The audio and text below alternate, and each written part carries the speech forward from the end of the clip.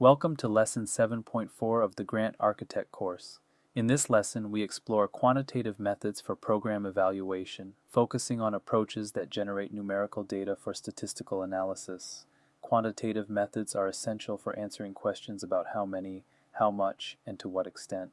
They enable precise measurement and statistical inference that many funders expect. Survey research is the most common quantitative method in program evaluation. But standardized assessments, administrative data, and other approaches also generate quantitative information. Understanding quantitative methods helps you design evaluation plans that produce credible evidence of program effectiveness.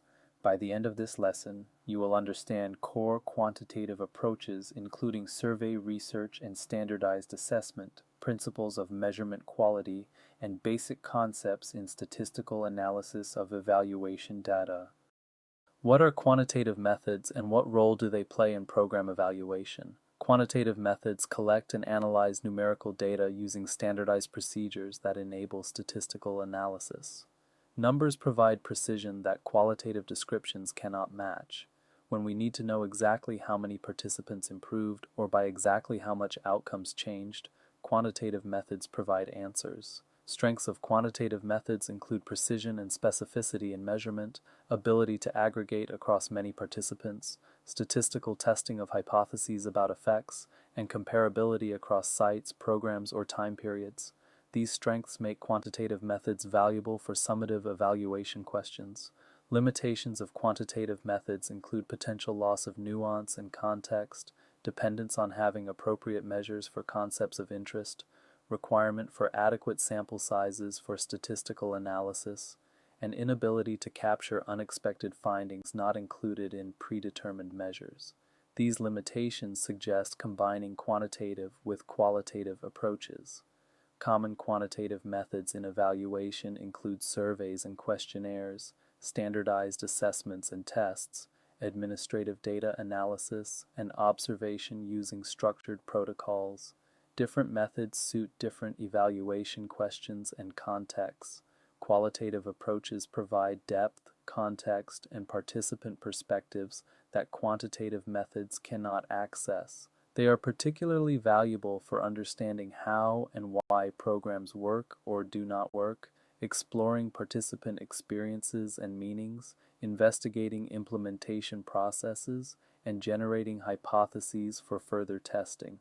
Qualitative findings complement quantitative findings by providing explanation and illustration.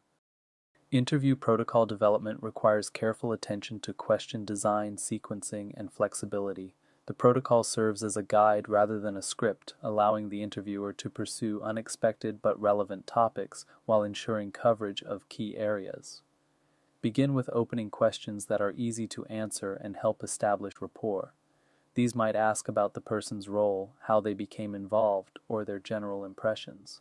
Move to more substantive questions about specific topics, experiences, or perspectives central to your evaluation questions. Conclude with closing questions that allow participants to add anything not covered and reflect on the overall experience.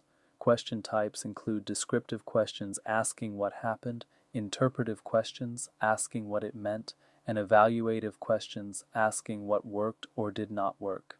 Probes help elicit deeper or clearer responses. Common probes include asking for examples, asking for clarification, and asking how or why something occurred. Designing survey questions that produce valid and reliable data requires attention to question wording, format, and structure. Poorly designed questions produce poor data regardless of other evaluation strengths. Question clarity requires using simple language that all respondents will understand consistently. Avoid jargon, acronyms, and complex sentence structures. Each question should have one clear interpretation. Leading questions bias responses by suggesting expected or desired answers. Avoid questions that imply what the right answer should be. Keep questions neutral and balanced. Double-barreled questions ask about two things at once, making responses uninterpretable. Each question should address one concept. If you want to ask about two things, use two questions. Sensitive questions about personal topics require careful handling. Consider question placement, response privacy, and wording that minimizes social desirability bias. people may not answer honestly about embarrassing or stigmatized topics. Question testing through cognitive interviews or pilot testing reveals problems before full implementation. Ask respondents to think aloud while answering to identify confusion or misinterpretation. Document review analyzes existing texts relevant to evaluation questions, including program materials, meeting minutes, reports, policies, and communications. Documents provide historical perspective and official accounts. They can corroborate or contradict other data sources. Document analysis should consider authorship, purpose, audience, and context. Documents may reflect intended rather than actual practice and require triangulation with other data. Sampling strategies in qualitative research differ fundamentally from quantitative probability sampling.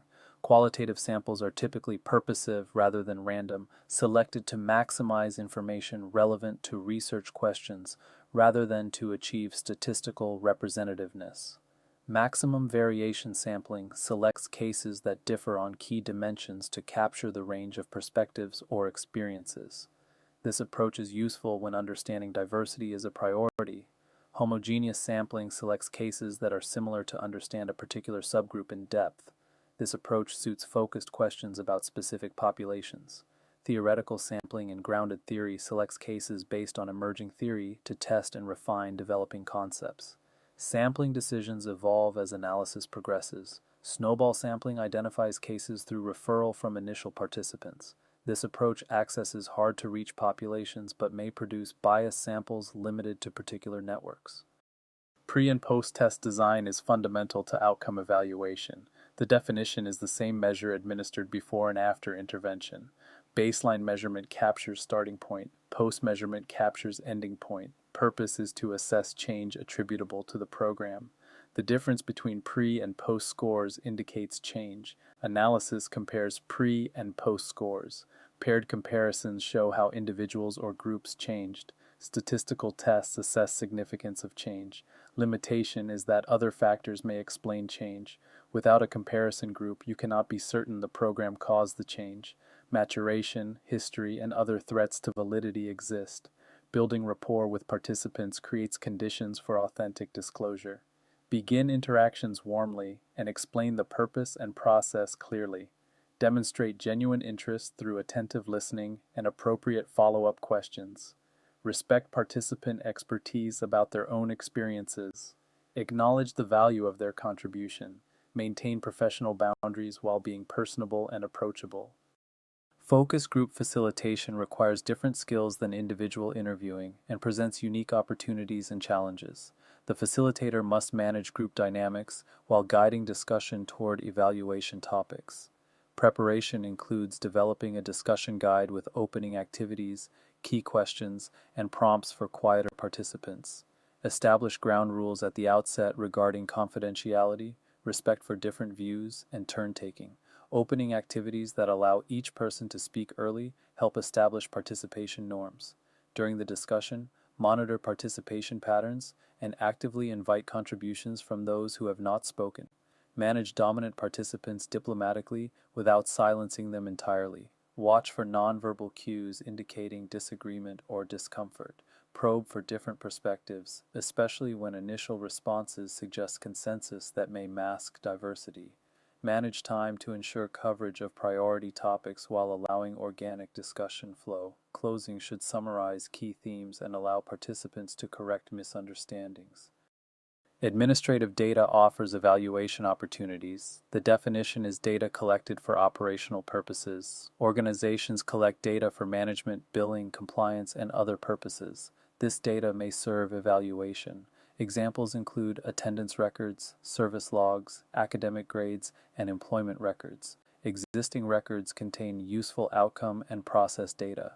Advantages include that data is already collected, objective, and creates no participant burden.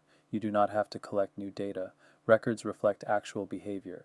Challenges include access, quality, and relevance to evaluation questions. Getting permission to use administrative data can be difficult. Data quality varies. Records may not capture what you need. Member checking involves sharing interpretations with participants to verify accuracy and resonance. Participants may confirm interpretations, suggest refinements, or challenge conclusions. Member checking enhances credibility by grounding findings in participant perspectives. It respects participants as experts on their own experiences. However, participants may not agree with valid interpretations, and member checking should inform rather than dictate final conclusions. Saturation guides decisions about when enough qualitative data have been collected. Saturation occurs when additional data no longer generate new themes, codes, or insights. The concept assumes that patterns in data will eventually be fully captured and more data become redundant. Indicators of approaching saturation include hearing similar responses across participants, coding new data into existing categories without creating new ones, and developing theoretical explanations that account for all cases. Saturation depends on research scope and sample homogeneity. Broader questions or more diverse samples require more data to reach saturation. Narrower questions or more homogeneous samples reach saturation sooner. Saturation cannot be precisely predicted in advance, but experienced researchers develop intuitions about likely requirements. Document the basis for concluding saturation was reached to support methodological transparency. Sample size considerations affect what you can conclude. Power is the ability to detect real effects. With too few participants, you may miss real effects because you lack statistical power. Effect size is the magnitude of expected change. Large effects require smaller samples to detect. Small effects require larger samples. Significance level is the threshold for statistical significance, typically set at 0.05. This affects power calculations. Calculation through power analysis determines needed sample size. Before data collection, calculate how many participants you need to detect expected effects with adequate power. Coding transforms raw, qualitative data into analytically useful categories. Initial or open coding assigns labels to data segments. Focused coding consolidates initial codes into broader categories. Axial coding examines relationships among categories. Theoretical coding integrates categories into explanatory frameworks. Code development is iterative, moving between data and codes as understanding develops. Ensuring qualitative rigor requires systematic attention throughout the research process. Credibility refers to confidence in the truth of findings from participant perspectives. Strategies for enhancing credibility include prolonged engagement with participants and context, triangulation using multiple data sources or methods, member checking where participants review interpretations, and peer debriefing where colleagues examine findings and reasoning. Transferability refers to applicability of findings to other contexts. Thick description of the research context enables readers to assess transferability to their situations. Dependability refers to consistency and reliability of findings. Maintaining detailed audit trails documenting decisions, and their rationale supports dependability. Confirmability refers to the degree to which findings reflect participant perspectives rather than researcher bias. Reflexivity involving systematic examination of researcher influence supports confirmability. Common quantitative mistakes undermine findings. Poor questions mean unclear or biased survey items. If questions are confusing or leading, data quality suffers. Pilot test questions. No baseline means missing pre-test data. Without baseline, you cannot assess change. Collect pre-test data before intervention. Small samples provide insufficient power to detect effects. If your sample is too small, you may conclude the program did not work when it actually did. Calculate needed sample size. Overclaiming interprets correlation as causation. Survey data rarely supports causal claims. Be honest about what your design can conclude. Qualitative data management requires systematic organization from the start of data collection. As data accumulate, finding and retrieving specific content becomes increasingly difficult without good organization. File naming conventions should be consistent and informative, include participant identifiers, data type, and date in file names. Maintain a log documenting all data collection activities, including date, participant duration, setting, and any notable circumstances. Transcription choices affect analysis possibilities. Full verbatim transcription captures everything said, including partial words, pauses, and verbal fillers. This level of detail suits discourse analysis or conversation analysis. Clean transcripts remove false starts and fillers for easier reading while preserving substantive content. Software tools support qualitative data organization and analysis. Computer-assisted qualitative data analysis software enables systematic coding, searching, and retrieval across large data sets. Here is a practical exercise to apply what you have learned. Step 1. Identify an outcome you need to measure quantitatively. What change do you expect that could be captured in numbers? Step 2. Search for validated instruments measuring that construct. Look for existing measures with established validity and reliability. Step 3. Draft 3 survey questions for a custom measure. If you need custom questions, practice writing clear, neutral, specific items. Step 4. Design a pre- or post-data collection plan. When would you administer baseline? When would you collect post-test? What would you measure? Let us summarize the key points from this lesson on quantitative methods. Quantitative methods collect numerical data for statistical analysis, providing precision and enabling statistical inference. Survey research, standardized assessments, and administrative data are common quantitative sources in evaluation. Survey research requires attention to mode selection, timing, and response rate maximization. Plan surveys carefully and implement strategies to achieve adequate participation. Question design principles include clarity, avoiding leading and double-barreled questions, and careful handling of sensitive topics. Test questions before implementation to identify problems. Response options should be exhaustive and mutually exclusive.